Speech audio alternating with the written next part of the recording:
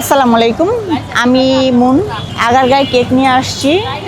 প্রায় 2.5 মাস 3 মাস হয়ে গেছে এখানে বসছি।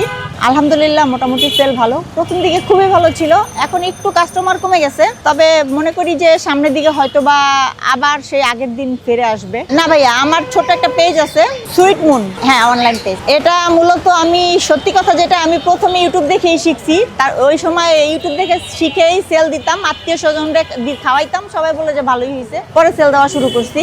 আর এইখানে আসার পরে ছোট একটা কোর্স করে নিছি। আর এখানে আসার কারণ ইউটিউবে বহুত দেখি যে ভাইরাল চলতেছে আর কেক ভালো চলতেছে, যেহেতু আমিও ভালো পারি তো চিন্তা করলাম যাই ট্রাই করি কেমন হয়। তো আলহামদুলিল্লাহ এখানে এসে ভালোই সাড়া পাইছি। না ভাই, আমি হাউস ওয়াইফ। আলহামদুলিল্লাহ এখানে আসার পর থেকে সাড়া খুব ভালো।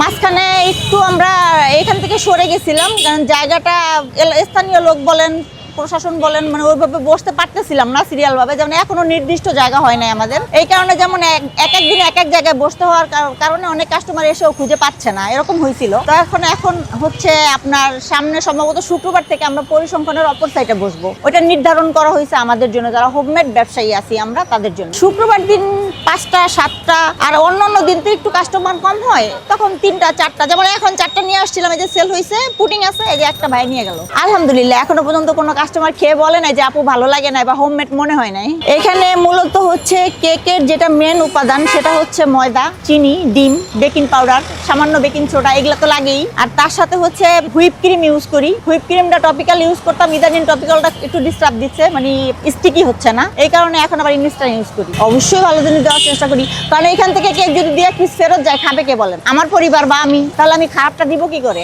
একেবারে যে ফেরত যায় না এটা বলবো না, মাঝে মাঝে 2-1 পিস বা 2-4 পিস ফেরত যায়, ওটা তো আত্মীয় স্বজন নিজেরা আসি খাওয়ার জন্য। এইখানে ভাই পেজের হিসাব করলে হবে না, এইখানে ওরকম খুব একটা থাকে না। তবে এইখানে একটা জিনিস হচ্ছে, যেমন এইখানে আপনি কাস্টমারকে সামনে খাওয়ায় রিভিউটা ভালো পাচ্ছি, এটা একটা উৎসাহর কাজ করে, মানে এই কাজ করার ক্ষেত্রে। নাহলে কেক বানানো খুব একটা প্যারার কাজ, যারা বানায় এরা বলতে পারবে। বিশেষ করে আমরা তো আর প্রফেশনাল না, সংসার সামলাইয়া 2টা-4টা কেক বানানো আসলেই কিন্তু কষ্টের। এখন ওইটা যদি চিন্তা করি ভাই, আজ ছোট থেকে তো আর মানে জন্ম হয়েই যদি দৌড়ানো শুরু করি সেটা তো সম্ভব না, সময় লাগবে, মূল্যটা নিশ্চয়ই পাবো। হ্যাঁ সামান্য কিছু তো থাকেই, নাহলে কেন আসবো? হ্যাঁ আমার ফ্যামিলির সম্পূর্ণ সাপোর্ট আছে। না ভাই, আমি এরকম কোনো প্রবলেম ফেস করি নাই। তবে আমি মনে করি এই 2025-এর লাস্টে এসে এখন যদি কোনো মেয়েরা ঘরে বসে থাকে, সেই সুযোগ আর নাই। এখন আমাদের হচ্ছে হাজবেন্ড বলেন, বাবা বলেন, ভাই বলেন, সবার সাথে কাঁধে কাঁধ মিলিয়ে সামনে চলে, মানে এগিয়ে চলার সময় চলে আসছে অলরেডি। এখনো যদি আমরা ঘরে বসে থাকি তাহলে নিজেদের মানে বোকার স্বর্গে বাস করা ছাড়া আর কিছু মনে হয় না। তাদের উদ্দেশ্যে একটা কথাই বলবো, যদি কেউ পর্দা করেও করে, আমার পাশে এক আপু আছে, উনি ক্যামেরায় আসবে না। আসলে ব্যবসা করার মন মানসিকতা যদি থাকে, আপনি পরিবারকে যদি কনভিন্স করতে পারেন, তাহলে যেই করেন, যেই কাজই করেন, সাকসেস আপনার আসবেই 2 দিন আগে আর পরে। আর করা উচিত, কারণ বাবা, হাজবেন্ড, ভাই, এদের পকেটে টাকা দিয়ে আর কতকাল চলবো আমরা? ফিউচারের কথা তো বর্তমানে দাঁড়ায় বলা সম্ভব না, ওইটা তখন বলতে পারবো।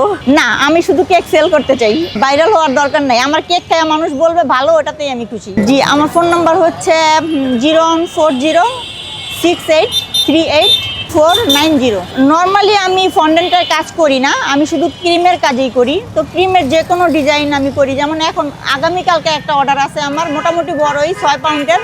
এখন সব স্কুলে বিদায় অনুষ্ঠান চলছে, ওটা মণিপুর স্কুলের অর্ডার। আমার এইখান থেকে একটা আপু গতকালকে আমার পেজের থেকে নিয়ে গেছে, মানে পেজের নাম্বারটা নিয়ে যায়, আমার রাতে ফাইনাল করছে। আর কমপক্ষে 2-3 দিন সময় তো দিতেই হবে, একটা প্রস্তুতির ব্যাপার থাকে। সবাইকে বলবো ভালো জিনিস খান, ভালো জিনিসের সাথে থাকেন, ভালো কিছু করি, ভালো কিছুর সাথে আমরা সবাই মিলে থাকি।